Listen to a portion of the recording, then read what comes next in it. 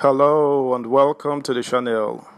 Traditionally, in any election, it is always difficult to beat the incumbent party, which was why many Nigerians were shocked, to say the least, how former President Goodluck Jonathan lost to President Buhari in 2015. Prior to that, President Obasanjo as incumbent had served 2 terms, and when his third term ploy failed, the PDP won the third straight democratic election, with Umar Yar'Adua becoming president. Similarly, President Buhari as incumbent succeeded himself in retaining power in 2019, fending off the likes of Atiku Abubakar, who is back again to contest with the incumbent APC. But with all that the APC is presently going through, will they self-destruct come Saturday and hand over the reign of power back to the opposition? Subscribe, like, share, and comment. Thank you. Tinubu's APC self-destructs. By the time you see this, there will be 2 days until the presidential and National Assembly elections. By Tuesday, the 28th, the All Progressives Congress will be involved in damage assessment. The result of the ongoing civil war would show in votes, hopes, and regrets. It will be the responsibility of Nigerian voters to pass judgment on the party's performance, but party leaders, managers, beneficiaries, stalwarts, and others whose political careers are entirely dependent on the verdict of the voters will be remembered as the people who set the barn on fire on the eve of the feast. There are few innocents in this, unless they are buried deep in the mountains of grievances and high-stakes maneuvers. A party that was entitled to assume a fairly good chance of succeeding President Muhammadu Buhari's administration, despite the gaping holes in the inheritance, is left to scramble for crumbs from fights over its very foundations. If the APC wins the presidential election, it will almost entirely be due to the opposition's flaws and failures, rather than its credible performance in the campaigns. Its candidate, Asiwaju Bola Tinubu, has run the best campaign money can buy. If it does not become president, it will be entirely to the credit of the most damaging unscrambling of a party that had always been built on the ego and whims of one person, Buhari. Tinubu was the second half of a contraption meant to capture power and make Buhari president. The moment that goal was achieved, his portion of influence in that contraption shrank to the size of the designs of the other owner. Buhari became APC, which is now managed by other beneficiaries and opportunists who pushed Tinubu out today and opened a small door for him the next day.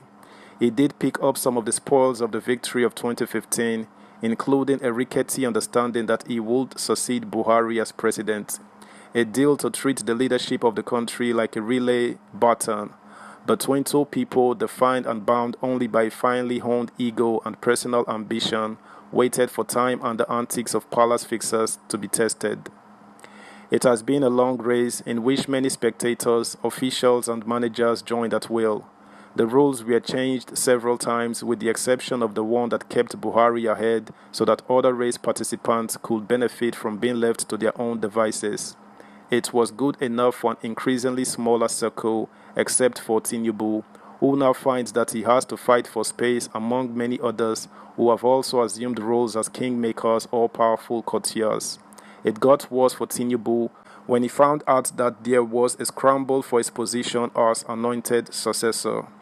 He must have remembered Buhari's borrowed phrase from a swearing-in ceremony in which he warned that he owed no one a debt and was available to everyone. Many politicians would have walked away, murmuring treachery and betrayal. Tinubu is not the old fighter he once was. Ego and ambition that matched Buhari's reinforced a strong sense of indignation, and he threw everything into a fight for what he believed was his, but was about to be snatched by an assortment of all comers. It was an expensive and bitter battle, made more difficult by the appearance of hostility toward Tinubu's access to the ticket from Buhari. If Tinubu felt bitter that he was reduced to groveling and deal-making with APC governors from the north, many of whom would not have answered his greeting a few months earlier, no one would have blamed him. Tinubu must have realized by that point that Buhari was APC and APC was Buhari. He then had to fall back on a few northern governors who had learned the art of twisting arms from Buhari. They made their deal, went in, killed the notion of an anointed northern candidate in Buhari's grasp, and made the ground a little more level for Tinubu. It was a key bend in a long marathon. The nation watched a party in all its political disarray show the power of a few political fixers and tremendous wealth which brought power. Tinubu emerged from a bruising selection process and ran into a storm over his choice of a Muslim as his running mate. The distinction between political correctness, principled stubbornness, and risky foolhardiness was lost in his decision to run with a Muslim in a country that had turned faith into an expensive political commodity. Tinubu lost many friends and gained only a few over his choice of a Muslim running mate. Large sections of the targeted Muslim voters were not impressed. The Christian community was divided between those who saw his choice as a supreme act of hostility and others who saw it as a political risk they could live with. By the time Tinubu's expensive campaign to succeed Buhari left port, the impression of a party that had no respect for loyalty or the sensitivities of the population was spreading faster than insecurity under Buhari. It was already burdened by the empty legacy of the party's administration under Buhari. That meant it had to begin below ground zero. To denounce the record of its own sitting president, who was at best indifferent to its success at that stage, was dangerous. To whitewash it and attempt to sell it to a nation that knew a lot better was to take a very poor risk. Tinubu had to run on his own steam and maneuver between huge obstacles. He was running for the first time for the presidency against an experienced PDP candidate who just beat Buhari's record by running for the sixth time. The North was not going to be an easy ride with Atiku's presence there. His own primary constituency in the southwest was going to take some effort to rally behind him. Labour Party's Peter Obi would eat deeply among offended Christian communities in the north, while its barricades in the southeast would keep him out almost entirely. The south is up for grabs for all three, so he could not expect too much there. The appearance of some health limitations, whether real or exaggerated, has not helped his campaign to provide a strong leader who will pull the country out of its current mess. The North is at best ambivalent toward him. It will be difficult for Tinubu's campaign to avoid being smeared by a president who ignores the Supreme Court. A CBN governor who appears to live in his own world with only Buhari's photo on the wall.